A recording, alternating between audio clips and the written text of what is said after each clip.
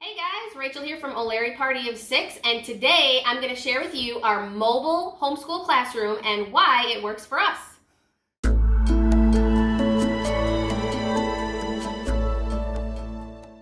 So this is where we keep all of our school supplies, and if it doesn't fit in here, we don't keep it around. We're kind of a minimalist homeschool family, and that works for us because there's a lot of bodies in this house and not a lot of space. So we make sure that all of our kids' curriculum can fit right in this storage container. And they all have handy little drawers, and everyone knows which drawers belong to them. And I'll go through and show you how we sort out all of our drawers to keep things organized and simple for all 4 of our kids. So here's just a quick little tutorial of what we have going on in here. On the top, we have our little cubby of pencils and our pencil sharpener and our schedule. Then we have our supplies box, which has extra papers and magnets, scissors, dry erase markers, extra pencils, basically all your basic school supplies that you would need throughout the day. And then coming down here, this is all of our extra papers, extra activities, schedules, and then I also have a folder for each of my kids down here that just has their highlight reel of the year. So anything that they've worked on that's amazing and great that we want to save and put in their memory box, we'll just keep in that little folder. Then these 3 drawers down here are for our crate boxes that our children get. So those are all sorted based on which crate per box. So we got our passports, our radish, and our kiwi crates, which are super fun. All right. Then all these little drawers on the side have all of the kids' workbooks. So our first one is for everybody, and it has we do a daily yoga move card, and then we have our family ways, which we're learning, which are just Bible verses and morals to live by and scripture to back them up. It's a great way to start our day. Next up, we have our science curriculum. We have science for all of our kids. We're all doing the same curriculum together, and so that's all just in here.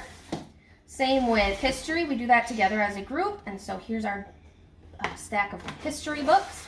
Then it goes oldest to youngest. So this is our oldest, English and handwriting and spelling, and then her math and her math seeds books and extra math workbooks that we have. And this is our son's drawer. This is all of his independent workbooks, but he just has 1 left, and then when the school year starts back up again, we'll add more to that. Down here is his English and reading. And then we have this extra drawer, which is surprising because these were all jam-packed earlier, but we're towards the end of the year, so almost out of curriculum. This is our 3-year-old's drawer of her handwriting and her numbers and English. And then 1 tiny little drawer for the 2-year-old. She has a sticker book and her little alphabet flip book. And that is it. It all fits in here. Why do I love this cart so much? Because it rules! Notice how we don't have a ton of little manipulatives and all these extra pieces. I purposely choose curriculum that doesn't require all of these things so that we can keep our homeschool stash to a minimum. We also have our library of books, so we'll head on over to the library in the living room and I'll show you what we have for our reading kids.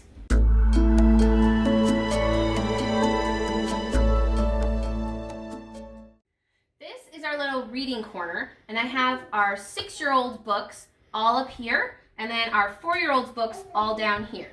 The little ones' books are in the back living room because they play most of the day, and that's where their activities happen, so we keep their books back there.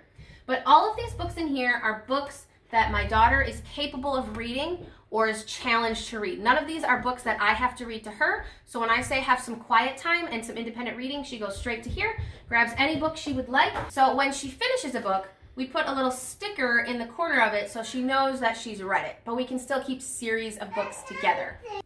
The lower box here with the 4-year-old's books, his books are a mix. There's a pile of books that he is able to read on his own, and then there's a pile of his favorite books just so that the little girls don't get into them and rip all the pages out, so they just stay nice in his own little basket and separate. So this is our school library. Originally, the idea of homeschooling was very overwhelming to me. It felt like the saying was, he who has the most manipulatives and the most workbooks and the biggest library and the fanciest schoolroom has the most well-rounded children. But to be honest, that's not the case. It all depends on how you teach your kids and if you make sure that they're learning the things that they need to learn in a way that they're able to learn. So this is what works for us. We're very minimalist, and it keeps our house neat and organized and stress-free. Thank you for checking out my channel. If you like this video, click subscribe down there to get more videos just like this.